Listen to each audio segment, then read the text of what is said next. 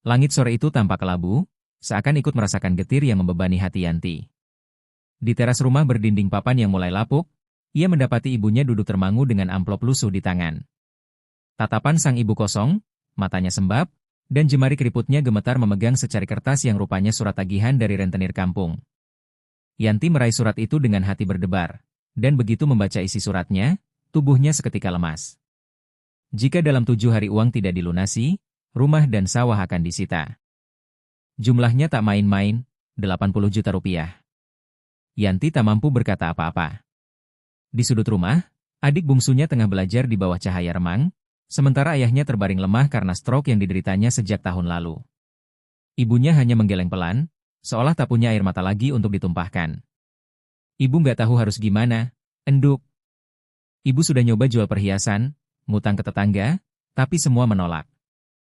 Mereka tahu kita nggak punya apa-apa lagi. Suara ibunya serak, nyaris tak terdengar. Perasaan sesak merambat hingga ke dada Yanti. Ia adalah anak sulung, lulusan SMA dengan mimpi sederhana, ingin bekerja di kota dan membangun rumah layak untuk orang tuanya. Tapi nasib berkata lain. Sejak ayahnya jatuh sakit, semua tanggungan jatuh ke pundaknya yang masih rapuh. Sempat bekerja di toko kue di kota, namun gajinya hanya cukup untuk biaya hidup dan sesekali mengirim uang pulang. Kini, segalanya seperti menghimpit dari segala arah. Tiba-tiba ingatan Yanti melayang ke tawaran tetangganya, Mbak Lilis, yang belum lama ini pulang dari Arab dengan membawa sepeda motor dan emas berjejer di leher. Lilis mengatakan, ada jalur cepat kerja ke timur tengah lewat agen yang dikenalnya. Kalau kamu mau kerja jadi pembantu di Arab, bisa cepat dapat duit. Dalam setahun, lunas itu semua utang keluargamu, begitu katanya, seakan sedang menjual mimpi yang mengilap. Namun waktu itu Yanti ragu. Ia pernah mendengar kisah TKW yang diperlakukan semena-mena, disiksa, bahkan tak diberi makan. Tapi kini, ketika kenyataan mencengkeram lehernya begitu keras, semua rasa takut itu mendadak sirna, digantikan keputusasaan. Ia menatap ibunya yang tampak makin renta, dan adiknya yang belum tahu pahit getir dunia. Bu, kalau aku kerja di Arab, ibu rela? Tanyanya pelan. Sang ibu langsung memeluk Yanti sambil terisak. Ibu nggak rela kamu jauh, tapi ibu lebih nggak rela kalau rumah ini diambil orang. Malam itu, Yanti tak bisa tidur.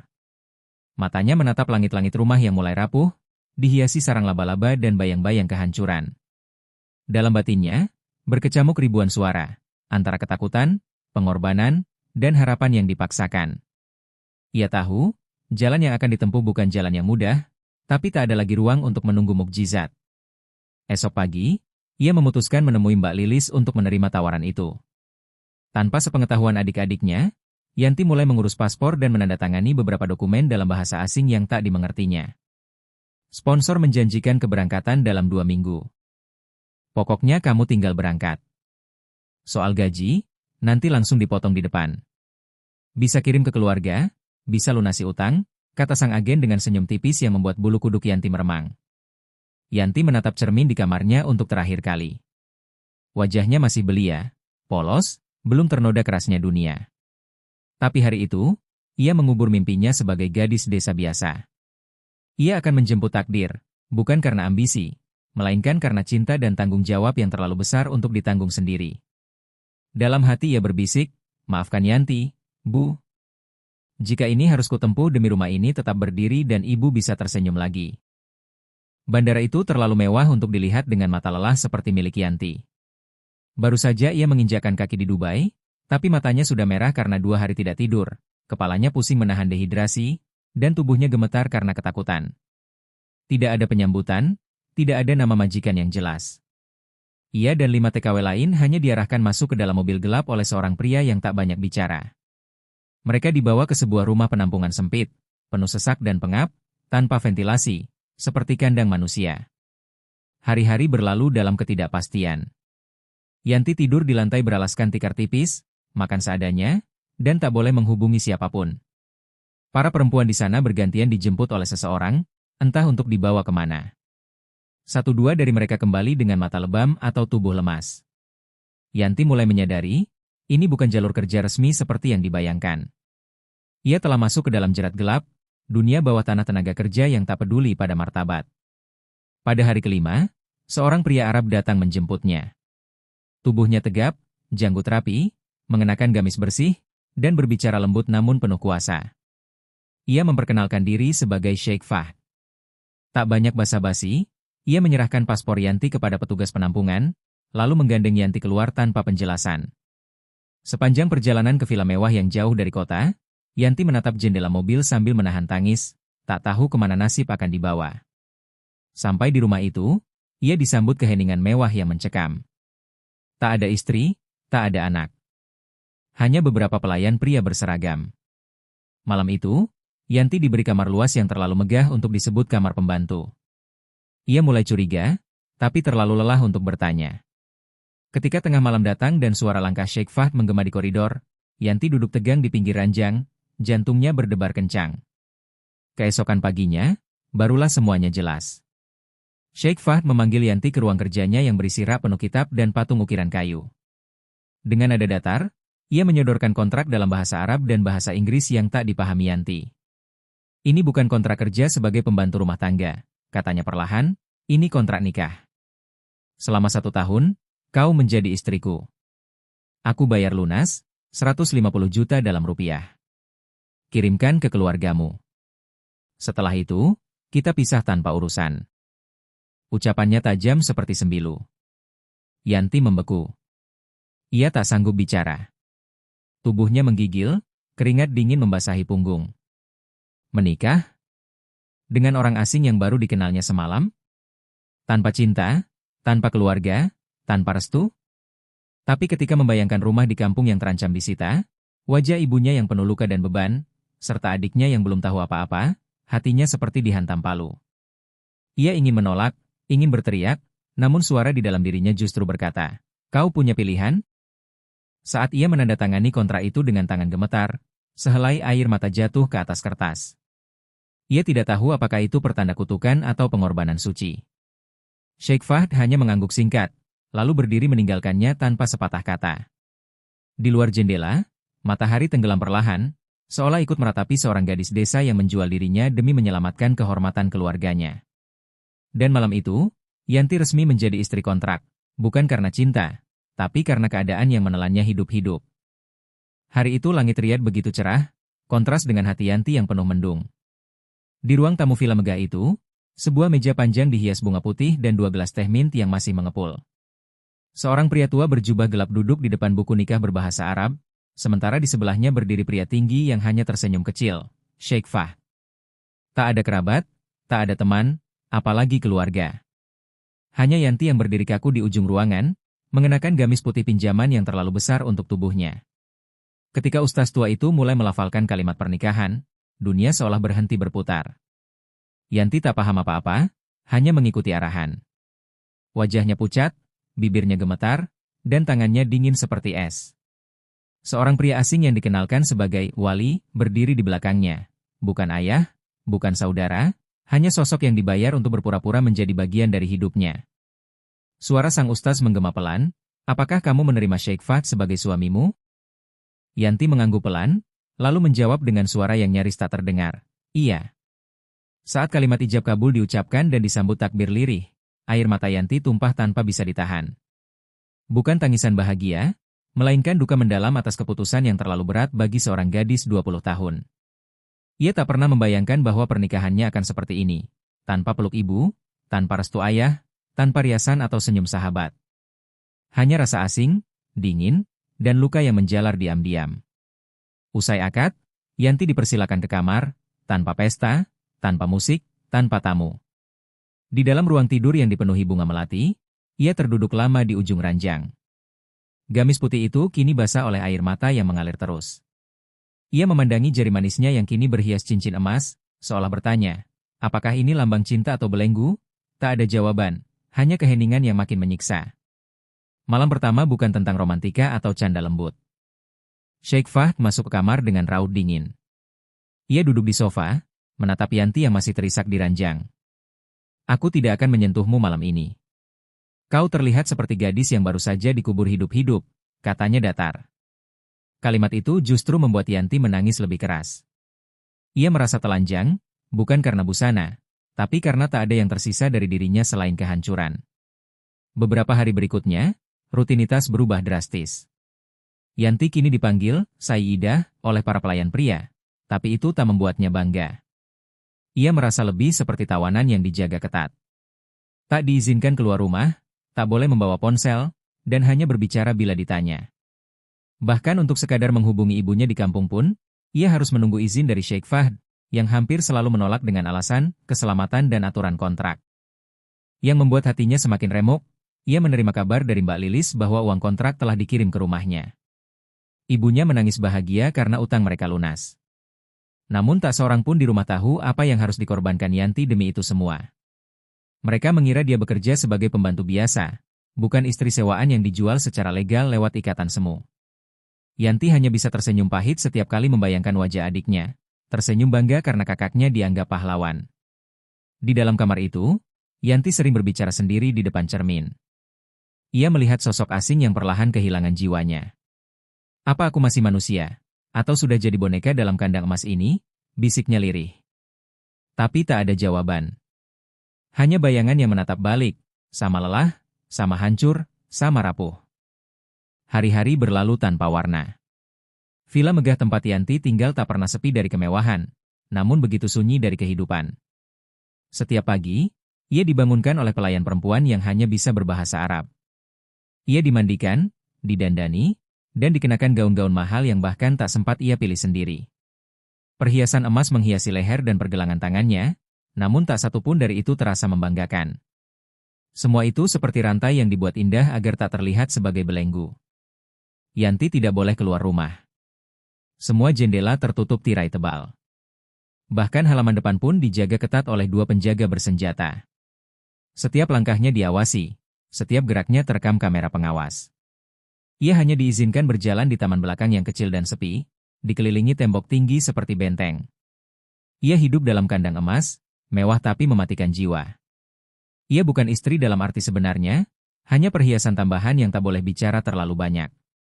Sheikh Fahd jarang berbicara.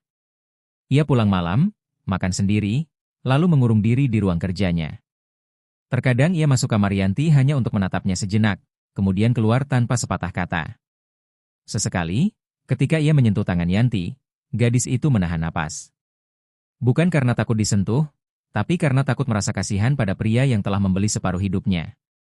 Di matanya, Sheikh Fahd bukan monster, tapi pria kesepian yang kehilangan jiwanya entah sejak kapan. Suatu sore, Yanti duduk di taman kecil dengan secangkir teh yang mulai dingin.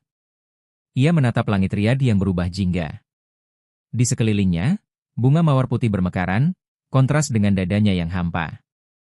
Di sudut taman, seekor kucing liar muncul, kurus dan lemah. Yanti meraihnya dan memberinya sisa roti. Saat hewan kecil itu mengeong pelan, Yanti tiba-tiba menangis, karena hanya suara makhluk itu yang membuatnya merasa hidup, sejenak. Malam itu, ia memberanikan diri mengetuk pintu ruang kerja Sheikh Fahd. Dengan suara bergetar, ia bertanya, "Bolehkah aku menulis surat untuk ibuku?" Pria itu hanya menatapnya dalam diam, lalu menjawab singkat, "Tunggu waktu yang tepat." Yanti ingin bertanya kapan waktu yang tepat itu datang, tapi bibirnya terlalu berat untuk terbuka. Ia mundur perlahan, dan kembali ke kamar dengan dada penuh sesak. Di dalam kamar, Yanti mulai menulis di balik kertas kalender Arab yang ia sembunyikan di bawah bantal. Ia menulis puisi, doa, bahkan surat-surat untuk ibunya yang tak pernah sampai. Ia mencurahkan semuanya agar jiwanya tetap utuh. Jika bukan karena tulisan-tulisan itu, mungkin ia sudah kehilangan akal. Ia menulis, "Ibu, anakmu masih hidup. Tapi aku tak tahu apakah aku masih utuh sebagai manusia atau hanya tubuh yang berjalan tanpa arah." Pada suatu malam, ia melihat Sheikh Fahd duduk sendiri di taman, memegang sebotol minuman keras. Satu larangan besar dalam agama pria itu, tapi malam itu seolah tak ada aturan. Sheikh menatap langit, kemudian berbisik lirih, "Aku tak tahu kenapa aku melakukan ini. Mungkin karena aku juga sedang dipenjara oleh hidup." Yanti berdiri diam di balik tirai, menyaksikan sisi rapuh seorang pria yang selama ini hanya tampak kuat. Sejak malam itu, batas antara mereka perlahan mulai kabur. Bukan cinta, bukan juga benci. Hanya 2 jiwa yang sama-sama tersesat, saling diam di ruang megah yang penuh luka. Namun jauh di dalam hati Yanti, ia tahu satu hal pasti, seberapapun indah kurungan itu, ia tetaplah tawanan. Dan tak ada keindahan yang mampu menyembuhkan luka dari kebebasan yang dirampas. Hujan langka turun malam itu di Riyadh, mengetuk kaca jendela kamar Yanti seperti pertanda yang datang dari langit. Di luar, angin menderu pelan, mengusir sepi yang selama ini menggantung di dinding-dinding rumah besar itu. Yanti duduk bersila di karpet lembut, menatap ke arah pintu kamar yang sedikit terbuka. Suara langkah berat terdengar mendekat. Pintu perlahan terbuka lebih lebar. Sheikh Fahd berdiri di ambang, wajahnya letih, matanya sembab. Bukan karena marah, tapi seperti seseorang yang kehabisan alasan untuk bertahan. Tanpa meminta izin, ia duduk di sisi ranjang, lalu berkata dengan suara nyaris serak, "Tahukah kau, aku dulu punya istri yang sangat aku cintai?" Yanti tak menjawab, hanya dia mematung. Sheikh melanjutkan, matanya menatap ke kejauhan. "Ia meninggalkanku. Tidak karena aku selingkuh, tidak karena aku kasar. Ia hanya lelah hidup di bawah bayang-bayang kehormatan keluarga yang terlalu kaku. Ia memilih kebebasannya." Kalimat itu mengguncang Yanti. Ia merasakan ironi yang kejam, seorang lelaki yang kehilangan cinta karena kekakuan budaya, lalu membeli kehangatan dari gadis desa demi menambal kekosongan. "Aku tidak ingin mencintaimu," lanjut Sheikh, kali ini nadanya lirih, "tapi aku mulai takut saat melihatmu duduk sendirian di taman, menulis puisi dengan wajah hampa. Kau mengingatkanku padanya. Bukan dari rupa, tapi dari cara kau memendam luka." Yanti menahan napas, hatinya berdegup tak menentu. Ia tak tahu harus merasa iba atau marah. Yang jelas, malam itu, ia menyaksikan seorang pria Arab yang biasanya dingin dan teratur, runtuh pelan-pelan di hadapannya. "Aku bukan Tuhan," katanya lagi, "aku hanya lelaki tua yang salah memilih cara untuk menyembuhkan diri. Dan kau datang saat aku sedang jatuh terlalu dalam." Suara Sheikh pecah di ujung kalimat. Ia menyembunyikan wajahnya di balik kedua telapak tangan, seperti anak kecil yang ketakutan. Untuk pertama kalinya, Yanti melihat sisi manusiawi dari pria yang telah membuat hidupnya jungkir balik. Tapi luka yang ia bawa sendiri terlalu dalam untuk sembuh hanya dengan kata maaf atau pengakuan. Ia berdiri, mengambil secangkir teh dari meja, lalu meletakkannya di dekat Sheikh tanpa berkata sepatah pun. Sikapnya bukan penuh benci, tapi juga bukan pengampunan. Ia hanya ingin menunjukkan bahwa ia masih manusia, yang bisa berbuat baik tanpa harus memaafkan seluruh luka yang dibuat orang lain. Setelah malam itu, interaksi mereka berubah. Tidak lagi dingin, tapi juga bukan mesra. Sheikh mulai sering duduk bersamanya di ruang baca, terkadang hanya untuk mendengar suara Yanti membacakan surat-surat yang ia tulis untuk ibunya. Ia tak pernah menanggapi, hanya menyimak, dan sesekali menatapnya dengan pandangan sayu. Yanti sendiri bingung, apakah hatinya sedang luluh atau sekadar terbiasa? Tapi ia tahu satu hal, luka yang dibagi, tak selalu sembuh, tapi setidaknya tak sepi. Suatu malam, Sheikh menunjukkan selembar tiket pesawat ke Indonesia. "Kalau kau mau pulang, aku akan izinkan. Aku lunasi semuanya. Tidak akan kutahan. Tapi jika kau bertahan, aku akan jadikan pernikahan kita sah secara hukum negaraku. Kau bukan lagi kontrak." Yanti terdiam. Kata-kata itu seharusnya melegakan, tapi justru menimbulkan badai baru dalam dadanya. Apakah ia benar-benar punya pilihan? Atau ini hanya bentuk lain dari jerat yang dibalut simpati? Di balik semua keraguan dan pengakuan, Yanti menyadari satu hal, ia sedang berdiri di persimpangan yang tak pernah ia minta. Dan saat seseorang yang dulu memenjarakannya kini menunjukkan celah pintu, keputusan untuk tetap tinggal atau melangkah pergi justru menjadi beban baru, yang tak kalah menyakitkan dari luka-luka sebelumnya.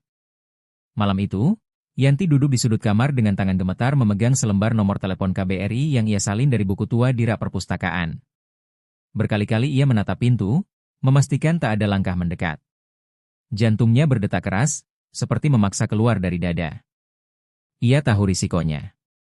Tapi ia juga tahu, jika tidak melangkah sekarang, ia akan terus terperangkap dalam lingkaran tak berujung. Dengan napas tertahan, ia menekan nomor itu menggunakan ponsel lama yang disembunyikannya di balik tumpukan kain laundry. Nada sambung terdengar. Suara perempuan berbahasa Indonesia menyambut dari seberang, hangat dan familiar. "Assalamualaikum, ini KBRI Riyadh, ada yang bisa kami bantu?" Yanti hampir tak sanggup bicara. Ia menggigit bibirnya agar tidak menangis. Dengan suara lirih ia berkata, "Saya Yanti, TKW asal Jawa Timur, saya dinikahkan secara kontrak, saya ingin pulang." Baru satu kalimat keluar, suara langkah mendadak terdengar mendekat. Pintu kamar dibuka keras. Ponsel langsung direbut dari tangannya. Sheikh Fahd berdiri di ambang pintu. Wajahnya merah padam, matanya menyorot tajam. Ponsel itu dilempar ke lantai dan dihancurkan di bawah sepatunya. Kau berani menghubungi kedutaan di belakangku? Suaranya tajam, namun menahan gejolak batin. Yanti hanya bisa berdiri terpaku. Matanya membendung ketakutan dan amarah. Aku bukan tahananmu, gumamnya pelan, hampir seperti bisikan. Tapi kata-kata itu justru membuat Sheikh menghentakkan tangannya ke meja, membuat vas bunga pecah berantakan. Hari-hari setelah insiden itu terasa seperti hukuman diam. Yanti dikurung di kamar, tanpa akses ke taman, tanpa buku, bahkan tanpa cahaya alami. Makanannya diantar dalam nampan oleh pelayan yang tak berani menatap mata. Ia seperti dikurung dalam peti bernapas, masih hidup, tapi mati perlahan dari dalam. Ia tak menangis lagi. Tangisnya seolah sudah habis. Ia hanya duduk memeluk lutut, menatap dinding kosong dan bertanya dalam hati, apakah ini harga dari keberanian? Suatu malam, pintu kamar terbuka. Sheikh Fahd berdiri di sana, wajahnya jauh lebih tenang dari sebelumnya. Ia tak membawa amarah, hanya sehelai selimut dan sebuah buku. Ia meletakkan keduanya di atas meja dan berkata, aku marah bukan karena kau ingin pergi. Aku marah karena aku takut kehilangan satu-satunya orang yang mengerti sunyiku. Suaranya bergetar, tapi Yanti tak menyambutnya. Ia hanya membalikkan wajah, menolak disentuh oleh simpati yang datang terlambat. Pagi berikutnya, pelayan datang membawa nampan dengan roti hangat dan teh manis. Tirai kamar dibuka, cahaya kembali menyapa wajah Yanti. Tapi hatinya tak merasa terang. Ia tahu semua ini hanyalah bentuk lain dari perang psikologis. Mengurung, melepaskan, mengikat kembali lewat rasa bersalah. Permainan yang halus tapi menghancurkan. Ia telah mencoba bangkit, tapi keberaniannya dibungkam oleh kekuasaan yang selalu merasa benar. Saat ia duduk di tepi ranjang, memandangi jemarinya yang mulai kurus, Yanti tahu ia belum kalah. Ia hanya jatuh sementara. Tekadnya belum padam, hanya tertimbun ketakutan dan trauma. Ia masih akan mencoba lagi. Tapi tidak sekarang. Ia menunggu waktu. Menunggu celah. Karena ia percaya, seorang perempuan boleh kalah sekali, tapi tak boleh menyerah seumur hidup. Dan ketika waktu itu datang, ia akan melangkah, bukan sebagai gadis desa yang dipaksa menikah, tapi sebagai perempuan yang tahu betul betapa mahalnya harga dari kata bebas. Pagi itu, sinar matahari menerobos lembut melalui jendela kamar yang akhirnya dibiarkan terbuka. Di atas meja, seorang pelayan meletakkan amplop putih bertuliskan nama Yanti dengan ejaan tangan khas anak-anak. Ia membukanya perlahan. Isinya adalah surat dari adiknya di kampung, tulisan kecil-kecil penuh coretan, namun membawa kabar yang membuat napas Yanti tercekat. Kak Yanti, utangnya ibu sudah lunas. Ibu senang sekali. Tapi sekarang ibu jatuh sakit, sering batuk dan muntah darah. Aku takut, Kak. Cepat pulang ya, Kak, sebelum semuanya terlambat. Surat itu mengguncang seluruh pertahanan yang Yanti bangun selama ini. Ia mendekap kertas itu, menangis seperti anak kecil yang kehilangan arah. Selama ini ia bertahan demi keluarganya. Tapi kini, saat utang sudah lunas dan ibunya justru terbaring lemah, semua pengorbanannya terasa seperti dagang rugi. Apa gunanya menukar martabat, jika pada akhirnya ia tetap tak bisa melindungi orang yang ia cintai? Malamnya, Yanti duduk di taman belakang sambil memandangi bulan yang menggantung redup. Angin padang pasir bertiup pelan, membawa aroma melati dari balik pagar. Ia tahu waktunya semakin sempit. Ia tak bisa terus menunggu. Kalau aku mati di sini tanpa sempat memeluk ibu, aku takkan pernah memaafkan diriku sendiri, bisiknya pada langit. Dan saat itulah ia membuat keputusan paling gila dalam hidupnya, kabur. Bukan ide bijak, tentu saja. Tapi waras bukan lagi pilihan yang tersedia. Ia mulai menyusun rencana diam-diam. Ia mencuri peta dari ruang kerja Sheikh Fahd, menghafal jalan ke kota. Ia juga mencuri kunci gerbang kecil di belakang taman, kunci yang sering digantung begitu saja oleh tukang kebun. Dalam hati, ia tahu, sekali saja tertangkap, segalanya bisa berakhir lebih buruk. Tapi rasa takut tak bisa mengalahkan dorongan batin seorang anak yang rindu ibunya. Yanti menyuap supir rumah dengan seuntai gelang emas, salah satu dari hadiah Sheikh yang diam-diam ia simpan. Supir itu, pria India bernama Karim, tampaknya tergiur. Aku akan antarkanmu malam Jumat, jam 2 pagi. Tapi setelah itu, jangan pernah sebut namaku, katanya dengan bisik panik.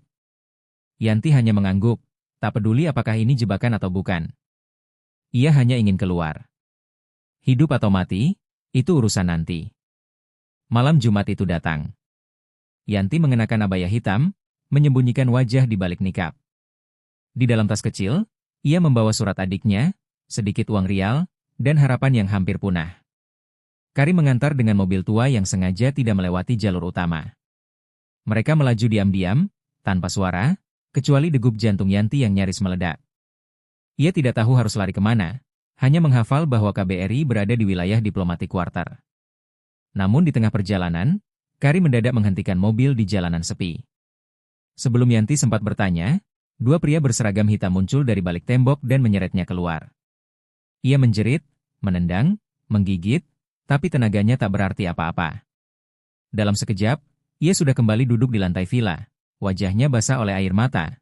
Matanya menatap Sheikh Fahd yang berdiri di hadapannya. Dan yang lebih menghancurkan, Karim berdiri di sebelah Sheikh, menghitung lembaran uang dengan senyum penuh pengkhianatan. Sheikh tak berkata apa-apa malam itu.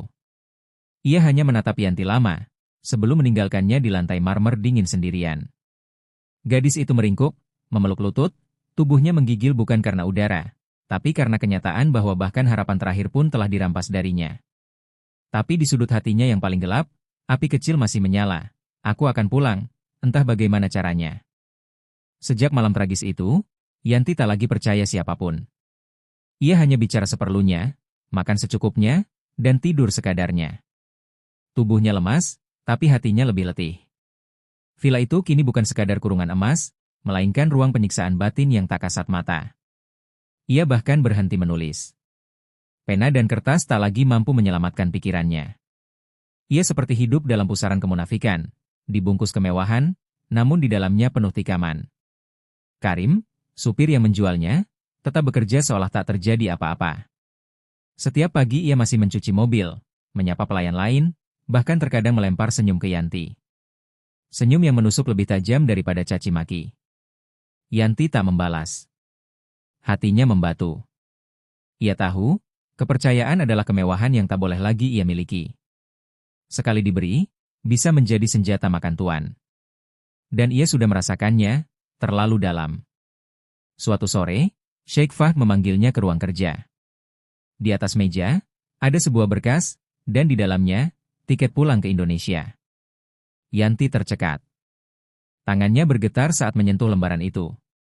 Tapi sebelum sempat bertanya, Sheikh berkata dengan suara tenang, ini bukan hadiah. Ini tawaran. Tapi sebelum kau menerima, kau harus dengarkan aku. Yanti duduk, diam. Tidak karena taat, tapi karena ingin tahu akhir dari semua kekacauan ini. Sheikh membuka kisah lama, tentang wanita yang pernah ia cintai tapi meninggalkannya demi kebebasan. Tentang perjanjian nikah kontrak yang baginya semula hanya jalan singkat melupakan luka. Namun sejak melihat Yanti berusaha kabur dengan sekuat tenaga, hatinya retak. Kau bukan pelarian, Yanti. Kau cermin luka yang belum aku sembuhkan. Suaranya terdengar jujur, tapi bagi Yanti, kejujuran tak cukup menebus semua jeruji yang telah ia bangun di sekeliling jiwa.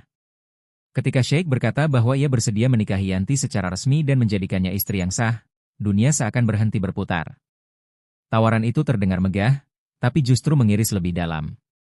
Yanti berdiri, menatap mata pria itu tanpa air mata, lalu menjawab, jika aku tetap di sini karena uang, maka aku bukan manusia. Dan jika aku tetap karena iba, maka aku lebih buruk dari budak. Kalimat itu keluar tanpa gemetar, tapi mengandung luka yang tak bisa dibasuh kata manis. Esoknya, Karim mencoba mendekatinya saat di dapur. Ia menawari Yanti makanan ringan dan berkata, semua yang kulakukan demi keluarga di kampung. Maafkan aku. Tapi Yanti hanya menatapnya tajam, lalu menjawab dingin, aku juga punya keluarga. Tapi aku tak pernah menggadaikan hati orang lain demi perut sendiri. Kata-katanya bukan bentakan, namun justru membuat Karim menunduk, seolah pukulan telak dari nurani yang selama ini ia abaikan. Dalam diam, Yanti kembali menulis. Tapi kali ini bukan surat rindu, melainkan pernyataan. Ia menyusun kronologi perlakuan selama di Arab, lengkap dengan nama agen dan bukti surat kontrak. Ia menyelipkannya di dalam koper pakaiannya, berjaga-jaga jika kesempatan pulang benar-benar datang. Kali ini ia takkan kabur. Ia akan pergi dengan kepala tegak, lewat jalur yang benar, tanpa harus mencuri langkah seperti penjahat. Yanti belum tahu apakah Sheikh benar-benar akan menepati janji memberinya jalan pulang, atau itu hanya bagian lain dari permainan. Tapi satu hal telah berubah, ia tak lagi takut. Ia telah kalah, dikhianati, dibungkam, tapi masih berdiri. Dan perempuan yang masih mampu berdiri setelah dikhianati sebanyak itu, bukanlah perempuan biasa. Minggu pagi yang sejuk datang bersama ketegangan yang membalut seluruh ruang villa. Di atas meja makan panjang, tiket pulang ke Indonesia masih tergeletak. Yanti duduk berhadapan dengan Sheikh Fahd yang tampak lebih tua dari biasanya. Wajahnya teduh tapi lelah, sorot matanya menyimpan sesuatu yang sulit dipecahkan. "Hari ini kau boleh pergi," ucapnya singkat. Tak ada nada ancaman, juga tak ada bujuk rayu. Hanya ketulusan yang samar dan membingungkan. Yanti terdiam. Ia memandangi tiket itu lama, lalu menggeser pandangannya ke cermin di seberang ruangan. Di sana berdiri sosok dirinya. Bukan lagi gadis lugu dari desa yang takut akan bayang-bayang, melainkan perempuan yang dilukai dan tetap bertahan. Ia memejamkan mata. Dalam hati, wajah ibunya terbayang jelas. Suara adiknya memanggil, sawah di belakang rumah, suara ayam berkokok pagi-pagi. Semua itu memanggil pulang. Namun, bersamaan dengan itu, hadir bayang-bayang percakapan mereka di taman, tawa pelan saat membaca puisi, dan suara Sheikh saat berkata lirih bahwa ia takut kehilangan. Apakah itu cinta? Ataukah hanya bentuk lain dari ikatan batin yang terbentuk karena kesamaan luka? Yanti tak tahu pasti. Tapi ia tak bisa memungkiri. Ia merasa kosong jika membayangkan villa itu tanpa dirinya. Sheikh berdiri, lalu berjalan ke arah jendela. Dengan punggung menghadap, ia berkata, "Jika kau tinggal, aku akan mendaftarkan pernikahan kita secara sah. Kau bebas, tapi tetap bersamaku. Tak ada kontrak. Tak ada paksaan." Kalimat itu menggema seperti genderang keputusan akhir. Pilihannya bukan lagi antara pergi atau tinggal. Tapi antara kebebasan yang ia perjuangkan atau kedekatan yang perlahan meluluhkan tembok dalam hatinya. Yanti berdiri. Hatinya seolah terbelah. Di satu sisi, tiket itu adalah pintu pulang menuju harga diri dan keluarga. Di sisi lain, hatinya, yang tak pernah diberi ruang, mulai merasakan sesuatu yang selama ini ia tolak. Kasih yang tak meminta, namun hadir perlahan seperti embun. Apakah ia siap membuka hati untuk pria yang dulu menjadi penjara, tapi kini menjadi tempat ia mengenali dirinya sendiri? Seketika air matanya mengalir, bukan karena sedih, tapi karena untuk pertama kalinya dalam hidup, ia diberi hak memilih. Tak ada yang membentak, tak ada yang memaksa.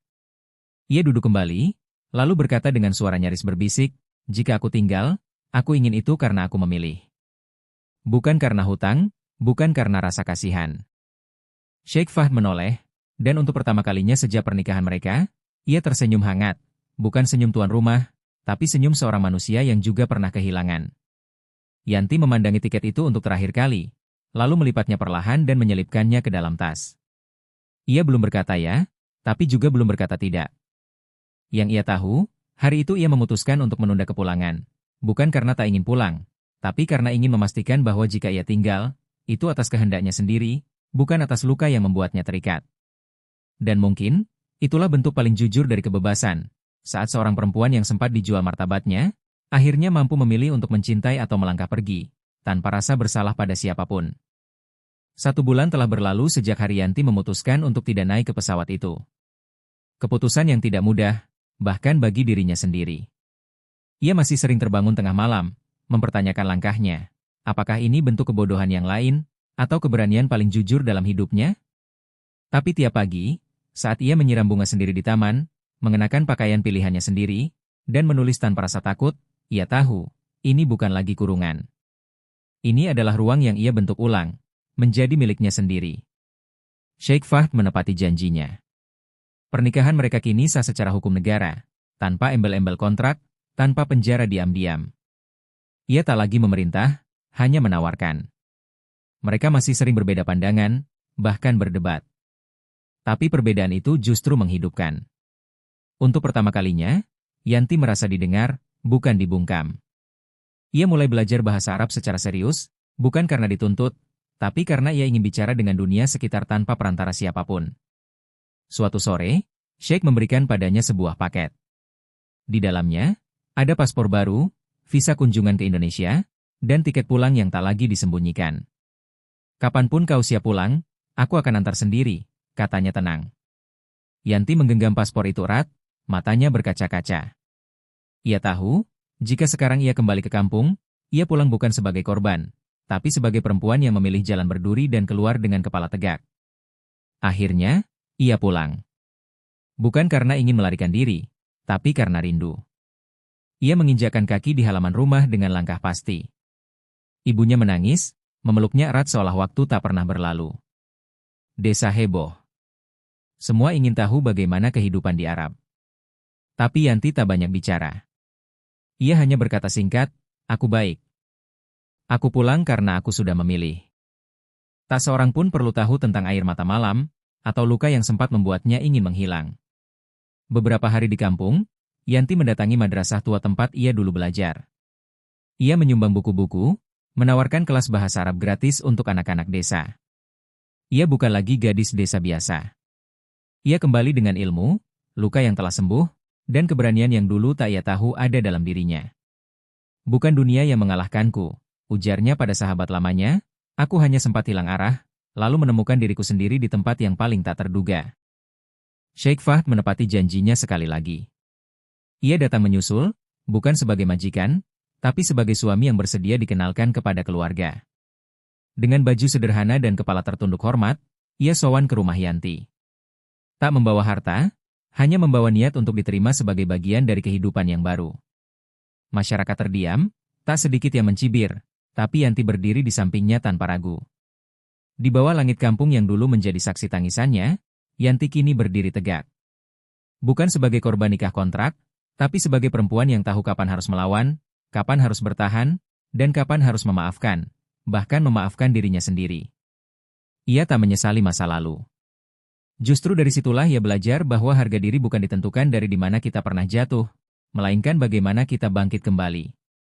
Dan dari semua tempat di dunia ini, akhirnya Yanti sadar, rumah bukan soal di mana kita dilahirkan, tapi di mana kita memilih untuk tetap bertumbuh dan tidak kehilangan diri sendiri.